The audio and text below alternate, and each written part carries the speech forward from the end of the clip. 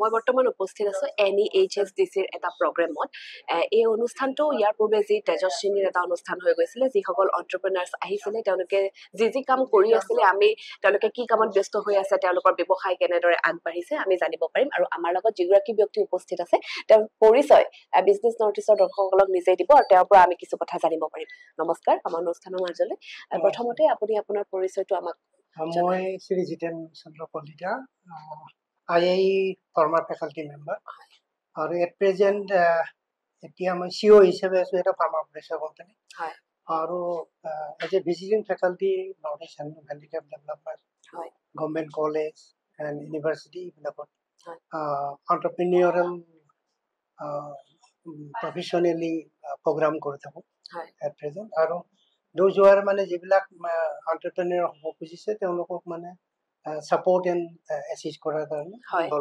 হয় আজি বহু কেইগৰাকী এণ্টাৰপ্ৰেনাৰ আহিছে তেওঁলোকে নিজাকৈ সৰু কিবা এটা কৰিবলৈ চেষ্টা কৰিছে বা তেওঁলোক আগবাঢ়ি গৈছে তেওঁলোকে এখন মাৰ্কেট দখল কৰিছে বা ব্যৱসায়ৰ ক্ষেত্ৰত তেওঁলোক আগবাঢ়ি গৈছে কিন্তু তেওঁলোকে যিসকল একেবাৰে ইয়াত নতুন আছে তেওঁলোকে এনেকুৱা এটা তেওঁলোকৰ নিজা সংস্থাপনৰ কাৰণে হওক বা নিজে অৰ্থনৈতিকভাৱে স্বাৱলম্বী হ'বৰ কাৰণে হওক যেনেকে ধৰে আগবাঢ়ি যাব লাগে প্ৰথমতে কেনেদৰে ষ্টাৰ্ট কৰিলে তেওঁলোক বেছিকৈ সফল হ'ব পাৰিব বুলি আপুনি ভাবে মানে মই ভাবো যে প্ৰথম কেইটামান নিৰ্দিষ্ট কেইটামান এৰিয়াৰ কথা আমি কওঁ সদায় যে প্ৰথম কথা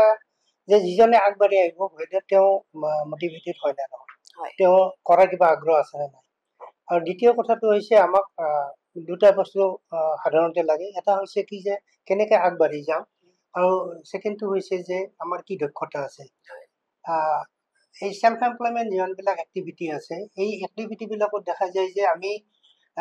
হাউ টু গো হেড এই কথাটো আমি বহুতে নাজানো আৰু এইটো যাবৰ কাৰণে আমি তাৰ কাৰণে এণ্টাৰপ্ৰেনিয়ৰিয়েল যি নলেজ এণ্ড স্কিল এইটো কি কৰিব লাগে সেইটোৰ কাৰণে প্ৰথমতে ট্ৰেইনিং ল'ব লাগে যিহেতু আমাৰ ইয়াত নৰ্থ ইষ্টৰ ফাৰ্ষ্ট জেনেৰেশ্যন এণ্টাৰপ্ৰেনিয়ৰে হয় আৰু ফাৰ্ষ্ট জেনেৰেশ্যন এণ্টাৰপ্ৰেনিয়ৰখিনিৰ কাৰণে যিহেতু আগৰ এক্সপিৰিয়েঞ্চ নাথাকে গতিকে যিবিলাক অৰ্গেনাইজেশ্যনে প্ৰশিক্ষণ দিয়ে সেই প্ৰশিক্ষণত যাব লাগে আৰু আজিৰ যিটো প্ৰশিক্ষণত আমি আহিছোঁ এইটো হৈছে মেনেজমেণ্ট ডেভেলপমেণ্ট প্ৰগ্ৰেম আৰু এইটো মেনেজমেণ্ট ডেভেলপমেণ্ট প্ৰগ্ৰেমত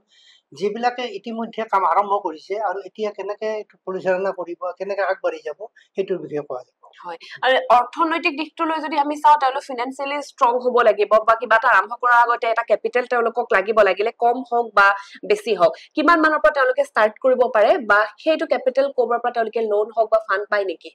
এইটো কেপিটেল লাগিবই বুলি কোনো কথা নাই মানুহৰ মনটো হৈছে প্ৰথম কথা কাৰণ গভৰ্ণমেণ্টৰ বিভিন্ন ধৰণৰ আঁচনি আছে যেনে লিভলিহুড প্ৰগ্ৰামৰ কাৰণে আঁচনি আছে সেল্ফ এমপ্লয়মেণ্টৰ কাৰণে আঁচনি আছে আৰু এণ্টাৰপ্ৰেনিয়ৰবিলাকৰ কাৰণে স্পেচিয়েল MSMEৰ আণ্ডাৰত মাইক্ৰ' স্মল এণ্ড মিডিয়াম এণ্টাৰপ্ৰাইজৰ আণ্ডাৰত বিভিন্ন ধৰণৰ স্কিম আছে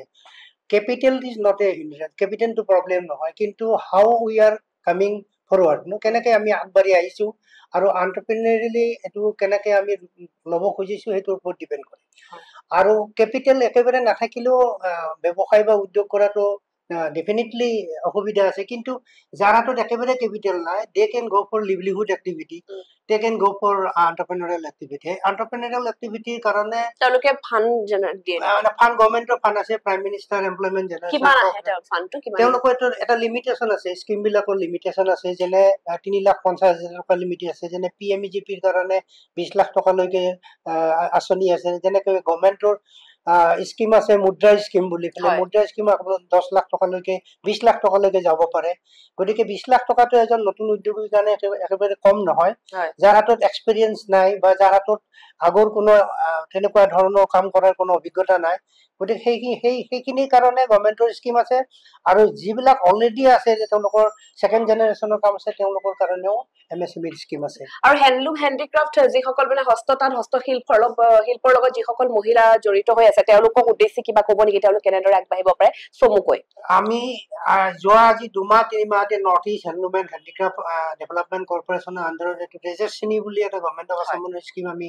ইমপ্লিমেণ্ট কৰি আছোঁ আৰু নৰ্থ ইষ্ট হেণ্ডলুম হেণ্ডিক্ৰাফ্টে ইনিচিয়েটিভ কৰিছে আৰু ইয়াত যিটো আমি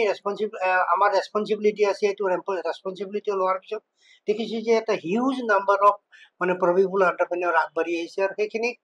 লৈ পেলাই এতিয়া নৰ্থ ইষ্ট হেণ্ডলুম হেণ্ডিক্ৰাফ্টে আমি বিভিন্ন ধৰণৰ প্লেনিং কৰিছোঁ যে কেনেকৈ তেওঁলোকক আগবঢ়াই নিব পাৰি তাৰ কাৰণে তেওঁলোকে মেণ্টৰ্ছৰ কাৰণে ব্যৱস্থা কৰিছে এতিয়া যিটো ৰিচেণ্ট প্ৰগ্ৰাম ফেকাল্টি ডেভেলপমেণ্ট এইটো